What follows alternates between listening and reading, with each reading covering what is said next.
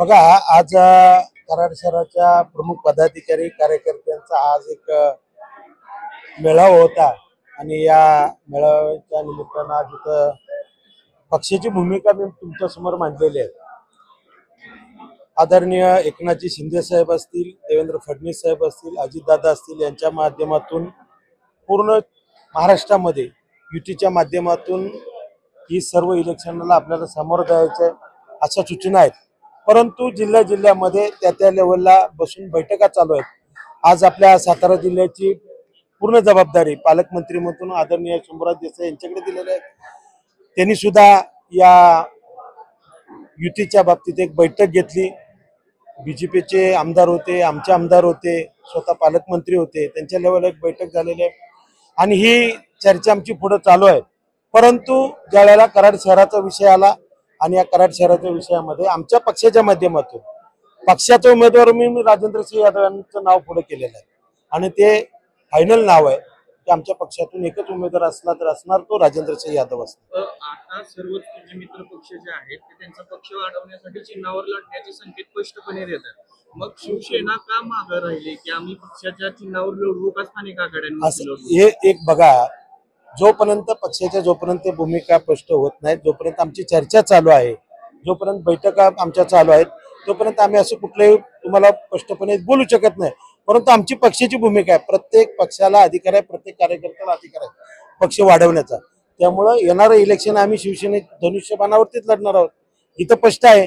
परंतु पक्षाची जोपर्यंत भूमिका आमची स्पष्ट होत नाही की युती आम्ही कुठल्या माध्यमातून करतोय, कशी करतोय, तोपर्यंत आम्ही तुमच्या ज्या प्रश्नाचं उत्तर देऊ शकत नाही. परंतु मला तेच विचारायचं आहे, तुमचे मित्रपक्ष असलेले भाजप हे सरळ थेट माध्यमांमध्ये सांगतोय की आमचा शिवबाळाचा नारा आहे आणि आम्ही आमच्या पक्ष नेतृत्वानं सांगितलं आम्हाला चिन्हावरती आम्ही लढणार आहे.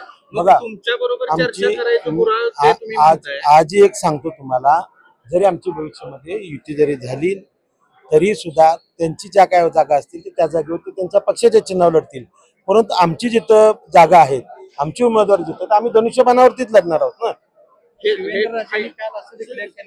सर्व जागा भाजपच्या चिन्हावर आम्ही लढणार आहे. त्यांचं बघा, आता ते नेते आहेत, त्यांच्या लेवलला ते बोलले असतील. मी एक पक्षाचा कार्यकर्ता आहे, संपर्क प्रमुख म्हणून या सातारा जिल्ह्याची धुरा सांभाळत आहे.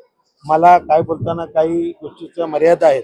जोपर्यंत आमच्या पक्षसृष्टींच्या बैठका पूर्ण होत नाहीत तोपर्यंत असा विश्वबळाचा नारा देऊ शकत नाही. परंतु तशी वेळ आलीच तर पूर्ण सातारा जिल्ह्यामध्ये स्वतंत्रपणे लढण्याची आम्ही पूर्ण तयारी केली.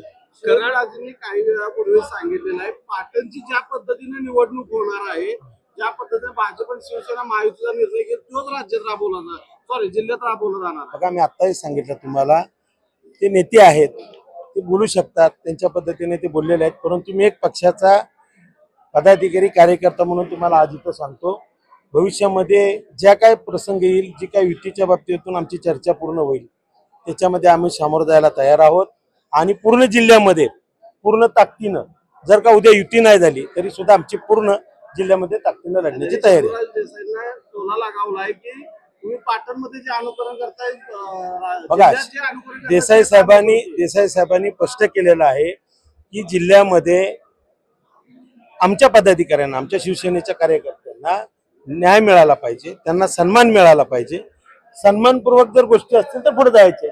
जर आमचा सन्मान होणार नसेल तर आम्ही स्वतः तयारी आहे आमची. सन्मान ठेवलेला नाही ना असं मी म्हणत नाही. अजूनही चर्चा चालू आहे, त्यांच्या बरोबर. आम्ही बी आमच्या पक्षाची भूमिका आज मी डिक्लेअर केली. आमचा उमेदवार, तुमचा कार्यकर्ता तुमच्या बरोबर आहे, शिवसेनेचा कार्यकर्ता तुमच्या बरोबर आहे. मग तुम्हाला कराड नगरपालिकेमध्ये किंवा इतर नगरपालिकांमध्ये निर्णय घ्यायला वेळ का लागतोय? जर तुमचे मित्रपक्ष तुमच्याशी सन्मानाने वागत आहेत असं तुम्ही म्हणताय, तर तुम्ही का निर्णय घ्यायला वेळ लावताय? बघा, मी असं म्हटलं नाही. आम्ही काय म्हटलंय की जिथं जिथं आम्हाला सन्मानपूर्वक वागणूक मिळेल, आमच्या पदाधिकाऱ्यांना कार्यकर्त्यांना न्याय मिळेल, त्या ठिकाणी युती होईल.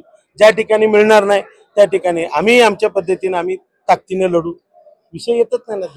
मित्रपक्ष अजित पवार जे आहेत, अजित पवारांचा जो राष्ट्रवादी आहे, त्यांना बघा, आमची महायुती आहे. महायुतीमध्ये आम्ही तिन्ही पक्ष एकत्र आहोत.